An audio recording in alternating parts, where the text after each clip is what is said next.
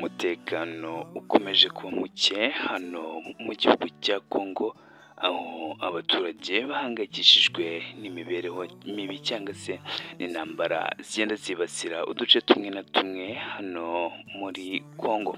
Turaza kurebera hamwe byinshi bigiye bitandukanye muri kino kiganiro. Niba ari ubwa mbere ugeze hano, menya ko ugiye gusobanukirwa byose mu byo wibazaga. Turaza kurebera hamwe rero ingingo z'ingenzi zikurikira. Turaza kurebera hamwe aho indege yaje kuba yarasa mu gace ka Minembwe. Ese iyo ndege yo yari igamije iki? Ni iy'abande? Ese yarasaga abande? Ibyo byose turaza kubirebera hamwe, ndetse ntabwo ari cyo gusa turaza kureba nanone ifatwa ry'agace ka Nyabyondo n'intambara yaje kuba yahuza M23 ndetse n'igisirikare cya Congo, aho barimo bararwanira muri kano gace. Ese M23 yaragafashe? Ese niba yaranagafashe bisobanuye iki kuba yarafashe kano gace? Ese aka gace ko gafite iki cyangwa se kabizi iki? Ese barwaniraga iki? Ntabwo ari ibyo gusa turaza kurebera hamwe akayabo k'amafaranga yaje kuba yakirwa ku muntu uzaba yakica umuyobozi cyangwa se umuntu ukuriye M23. Ese yagenewe ayahe mafaranga? Ndetse turaza kurebera hamwe irekurwa rya bimwe mu birombe kuri Kisekedi, aho yatanze ibirombe ati umuntu uzankurira M23 hano muri Congo nzamenyera buri kimwe, nzamuha bimwe bigiye bitandukanye. Ndetse ntabwo ari byo gusa turaza kuba turaza kurebera hamwe bimwe mu bihano byafatiwe u Rwanda, dore ko ari igihugu gikomeza gushinjwa kuba gitera inkunga umutwe wa M23, ndetse bikaba byaraje kuba byaviramo ibihano igihugu cy'u Rwanda. Mbahaye ikaze mu kiganiro, bityo ndagushimiye kuba warahisemo kubana natwe, kandi nawe niba ari ubwa mbere ugeze hano, nta kindi usabwa ni ugukanda subscribe kugira ngo tujye dukomeza kubana. Reka twinjire mu kiganiro neza, ndetse tugire byinshi dusobanukirwa birambuye. Hano byari mu ncamake, nabwiye ko turaza kurebera hamwe kwiraswa ry'ibisasu by'indege hano mu gace ka Minembwe. Abaturage bahatuye baje kuba basobanura ko mu gihe cy'urukera cyangwa se mu gitondo haje kuba hatembera indege. Aha byari ku munsi w'ejo kuwa mbere, haje kuba hatembera indege za drone. Nyuma y'uko rero drone zihaciye cyangwa se zinyuze muri ako gace, nka nyuma y'isaha imwe haza noneho indege irasa ibisasu. Umuturage ati indege yaje ihagarara inyuma y'urugo rwanjye, irasa ibisasu bigera kuri 2, irongera isubirayo, ndetse iragaruka irasa andi masasu, aho byaje kumara igihe kijya kugera ku masaha agera kuri 2. Aba ni abaturage batuye mu gace ka Minembwe, niyo makuru batangaje. Ni indege iri mu bwoko bwa Sukhoi, ndetse bivuga ko ari indege y'igisirikare cya Congo. Ngayo nguko ngibyo ibyabereye muri Minembwe ku munsi w'ejo. Ariko mbere yaho gatoya, mbere y'uko iyi ndege haza cyangwa se mbere y'uko irasa, hari indi mirwano yaje kuba yabera mu gace ka Nyabyondo. Birumvikana twageze kuri ya ngingo ya kabiri yo gusobanura imirwano yahuje M23 ndetse n'igisirikare cya Congo, ndetse n'abandi bafasha kino gisirikare, aho barimo bararwanira mu gace ka Nyabyondo. Ndetse aka ni agace, ni amarembo akwinjiza mu gace kitwa Walikali. Ahangaha ni agace gakungahaye ku mabuye ndetse n'ibirombe byinshi, amabuye y'agaciro menshi. Ahangaha rero niho M23 yaje kuba yagira mu rugamba, ndetse iza kuba yahakura igisirikare cya Congo, birangira ihatsindiye, naho ihegeka uduce yaje kuba ubwayo yatsindira muri kino gihugu. Ese ibi bintu M23 cyangwa se utu duce M23 irimo igenda ikomeza kongera kutwo ifite byaba bizayifasha kuba yagumana bimwe mu bice yagiye ifata cyangwa se aya mafaranga cyangwa se ubutunzi His Excellency Perezida Tshisekedi yaje kuba yashyiraho biraza kuba byatuma hari ibihugu biza kuba mu bihugu bifite imbaraga bikaba byaza kuba byakura M23 muri tuno duce, dore ko imaze kwigarurira ibice byinshi ndetse ubu Tshisekedi ahangayikishijwe na bimwe mu bice by'igihugu cye M23 ikomeje kwigarurira. Ni ibice byinshi bigiye bitandukanye, ni ibice byinshi yagiye ifata, ndetse urumva ko niba yamaze kuba yafata Nyabyondo iri hafi yo kwinjira mu gace kitwa Walikari cyangwa se mu gace kitwa Walikari. Ahangaha niho ubundi M23 ubwo iburaho igihe gito ngo ibe ihegere cyangwa se ibe yarangije kuba yakaba naho ikahongera ku handi cyangwa se kuho yafashe. Ntabwo ari ibintu byoroshye wa muntu we, niwumva bavuga ngo haba habayemo kurwana ujye wumva ko haba habayemo amasasu menshi, ndetse ku mpande zombi hapfa abantu, ntabwo biba byoroshye. Ese kuki ubundi M23 ikomeje kurwana yigarurira uduce twa Kongo? Ese byaba ari kudeta irimo irapanga gukora cyangwa se byaba ari ikindi kintu? Ibi byose tuzaba dukomeza kubirebera hamwe. Izo ni zimwe mu ngingo z'ingenzi nabwo turaza kuganiraho, ndetse tukaba turi kugenda tuzisobanura. Reka dukomeze n'iyindi ngingo y'ingenzi ya gatatu, aho akayabo k'amafaranga katanzwe ku muntu uzaba akuye mu nzira umuyobozi wa M23. Ibi byatangajwe n'umuyobozi ba DRC Congo, aho bavugaga ko umuntu ushobora kuba yakura mu nzira uyu mukuru w'umutwe wa M23 azahabwa amafaranga menshi. Ese ni ukubera iki? Urumva ko mu ntambara zose zigiye zitandukanye M23 irimo irwana akenshi izigeraho nk'uko yabipanze, nubwo atari ibintu biba byoroshye cyangwa se atari uvuga ngo ni ukugenda ugahita ugera ku byo ushaka gusa.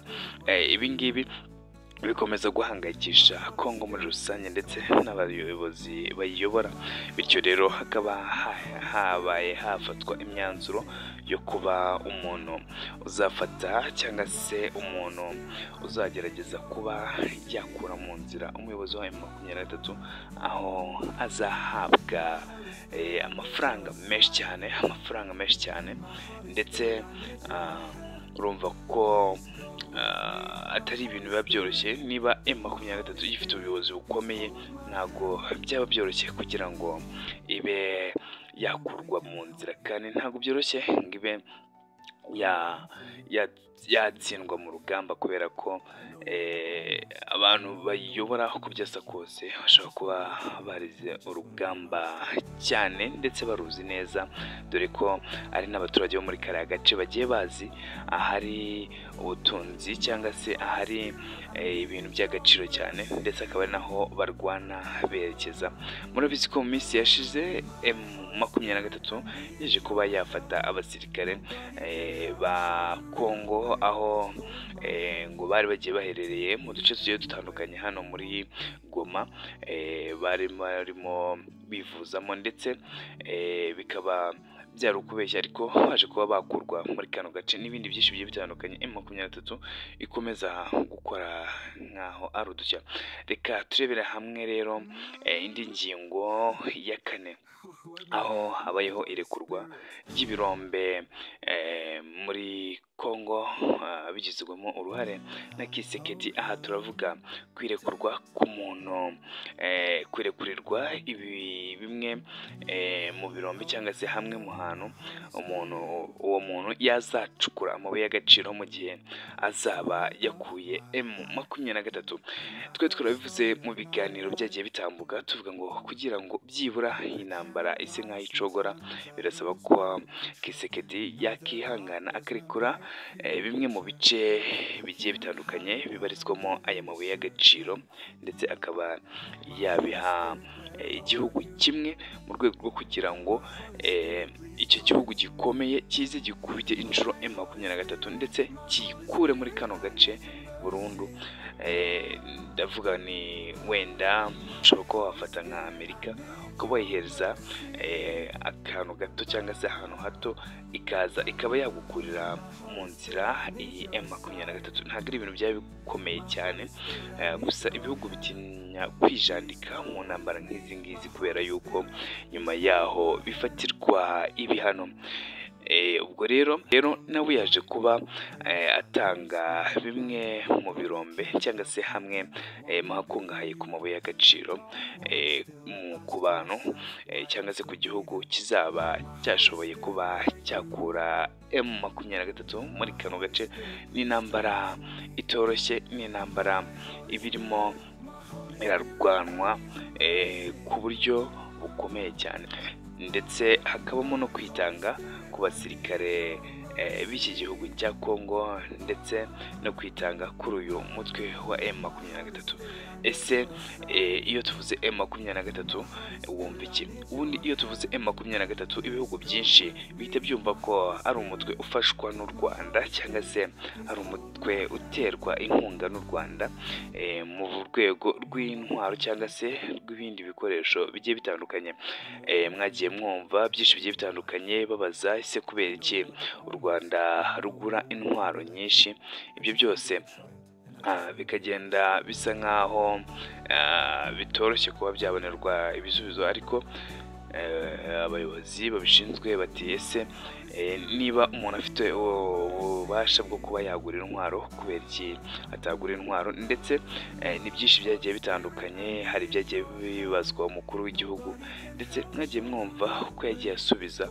Ni ukuvuga ngo rero nyuma y'uko ibihugu byinshi bikomeje kuvuga ko u Rwanda rutigeze rugira amabuye y'agaciro, ibi ngibi byaje kuba byatuma igihugu cy'u Rwanda gifatirwa ibihano mu bigendanye n'igurishwa ry'amabuye y'agaciro, ndetse ibihugu byinshi bigenda biva cyangwa se byeguka ku gihugu cy'u Rwanda. Ndavuga ku nkunga byahaga u Rwanda, ndetse ibi ngibi byaje gutuma bamwe mu bayobozi bo mu Rwanda batangaza amagambo hagiye akomeye, aho twavuga mwavuze ko ibi byo kuvuga ko cyangwa se ibihugu bivuga ko u Rwanda rutagira amabuye ari ukwirengagiza ndetse no kubeshya, kubera yuko mu myaka yo hambere cyangwa se mu bihe byashize ari bo bantu baje bagapima ndetse bagasanga igihugu cy'u Rwanda gifite amabuye, bityo byaje no gutuma banahubaka inganda zitunganya amabuye y'agaciro. Bati ese koko niba u Rwanda rudafite amabuye y'agaciro kubera iki baza bakubaka inganda zitunganya amabuye y'agaciro hano mu Rwanda? Ndetse benshi cyangwa se bamwe mu bakora muri izi nganda bagiye babisubiramo bati reka twere guhishira ikinyoma cyangwa se twere kugira byinshi duhisha kubw'inyungu zacu cyangwa se kubw'inyungu maze tukirengagiza ibindi, aho bashaka kuvuga ko mu gihugu cy'u Rwanda harimo amabuye y'agaciro kandi bakaba baranashoye imari babizi neza ko mu Rwanda amabuye y'agaciro ahari. Ese gufatirwa ibihano ku gihugu cy'u Rwanda ibi byo byabaye ryari, byagenze bite? Ibi byatangiye ubwo ibihugu nk'Ubufaransa, nk'Ububiligi ndetse n'ibindi bihugu bigiye bitandukanye byagiye byikura ku Rwanda, ndetse ibi byaje gutuma perezida avuga ko kwikura ku Rwanda hari kubwo inyungu bo ubwabo bafite, ndetse ari kubw'inyungu bashobora kuba bakura hano muri Kongo.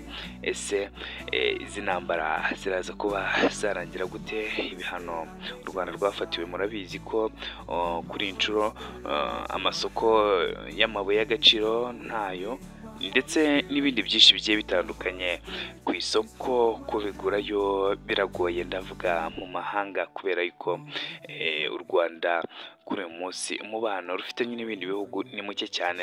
Ese biraza kugenda bite iby'uru rugamba ndetse n'ingaruka bigenda bigira ku bihugu ndetse n'abaturage babituye, dore ko ahantu burya habera intambara ubuzima bw'abantu akenshi bukunda kuhagendera, ntabwo biba byoroshye habe na gatoya.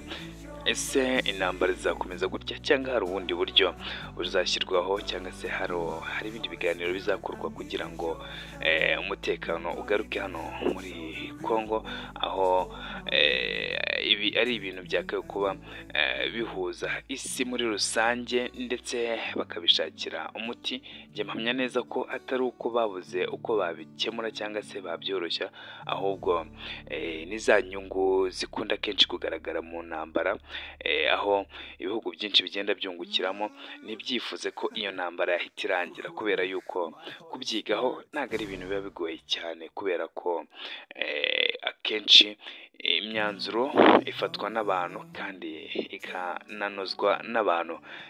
Turaza kujya dukomeza kurebera hamwe uko bigiye byifashe hano muri kano gace cyangwa se muri kino gihugu cy'abaturanyi. Niba ari ubwa mbere ugeze hano, nta kindi usabwa no gukanda subscribe. Ndagushimiye niba warebye ikiganiro ukakirangiza, wowe uri umuntu w'agaciro cyane, kandi niba hari byinshi wifuza ko twanoza cyangwa se twakosora, umwanya ni uwawe.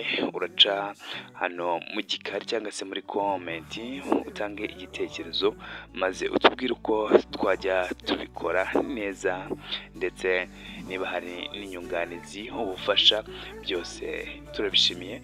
Mwakoze kubana nanjye kibategura iki kiganiro ndetse nkanakibagezaho. Ndi Kedrick, tuzi gukomeza mu bindi biganiro. Ciao ciao, Imana ibarinde ndetse muhahe muronke, Nyagasani akomeze kubana namwe.